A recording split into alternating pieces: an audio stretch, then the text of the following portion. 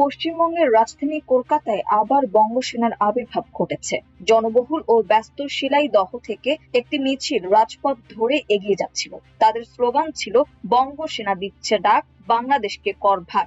আরেকটি স্লোগান ছিল পদ্মা মেঘনা যমুনা ওই আমাদের ঠিকানা। মিছিলে নারীদেরও উপস্থিতি লক্ষ্য করা যায়। তারাও পোস্টার ও ব্যানার বহন করছিলেন। অনেকেই রাস্তার দুই পাশে দাঁড়িয়ে এই মিছিল দেখতে থাকেন। ব্যানার ও লিফলেট থেকে এই সংগঠনের পরিকাঠামো সম্পর্কে কিছু ধারণা পাওয়া যায়।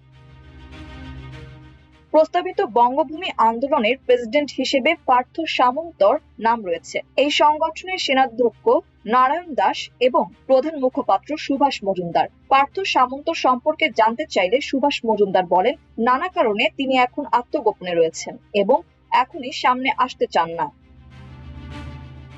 মিছিলে থাকা সুভাষ মজুমদার বলেন, আমি বঙ্গসেনার মুখপাত্র। বাংলাদেশের হিন্দুদের ওপর অত্যাচার হচ্ছে, তাই আমরা বঙ্গভূমি প্রতিষ্ঠার ডাক দিয়েছি। পদ্মার দক্ষিণ পাড় ও মেঘনার পশ্চিম পাড়ে যে 6টি জেলা রয়েছে সেগুলি হিন্দুদের হাতে তুলে দিতে হবে।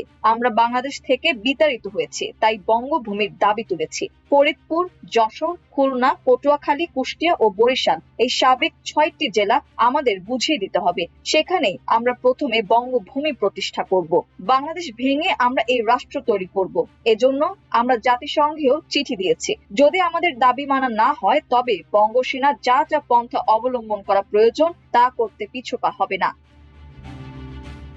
পরে অবশ্য মুখপাত্র মজুমদার এক আস্তানা থেকে টেলিফোনে বলেন, আমাদের লক্ষ্য বাংলাদেশের 21টি জেলা। তাছাড়া বাংলাদেশ চিকেন নেক করিডোর নিয়ে ভারতকে ভয় দেখাচ্ছে, তাই আমরা রংপুর জেলাকেও বঙ্গভূমিতে সামিল করার দাবি জানাবো। আমরা বাংলাদেশের 1/3 ভূমি চাই। এই ভূমি আমাদেরই ছিল, কিন্তু তা কেড়ে নেওয়া হয়েছে।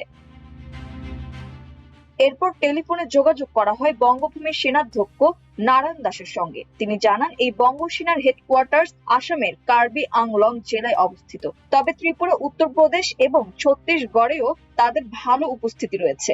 বঙ্গসেনা তাদের সেনাদের কোথায় প্রশিক্ষণ দেয় এই প্রশ্ন করা হলে সেনাধ্যক্ষ বলেন, এগুলি আমাদের গোপন বিষয়, প্রকাশ করলে সমস্যা হতে পারে। নারায়ণ দাস ও সুভাষ মজুমদার দুজনেই জানান, তাদের সঙ্গে বাংলাদেশের বেশ কিছু হিন্দু সংগঠনের যোগাযোগ রয়েছে। হিন্দু, বৌদ্ধ, খ্রিস্টান ঐক্য পরিষদ এর সঙ্গে তাদের কোনো যোগাযোগ আছে কিনা এমন প্রশ্ন করা হলে সেনাধ্যক্ষ বলেন, হ্যাঁ, তাদের সঙ্গে আমাদের কথা হয়, তবে আমরা এগুলি গোপন রাখি, কারণ তা না হলে পরিষদের নেতারা বিপদে পড়তে পারেন। তারা আরো বলেন, বাংলাদেশের ভূমির 80% একসময় হিন্দুদেরই ছিল, যার মধ্য থেকে তারা মাত্র 1/3 দাবি করেছেন। দেখা যায় বঙ্গসেনার ইউনিফর্ম পুরোপুরি লাল রঙের। সংগঠনের নারী সদস্যদের অধিকাংশই লাল শাড়ি পরে কলকাতার রাজপথে এই প্রতিবাদ মিছিলে অংশ নেন।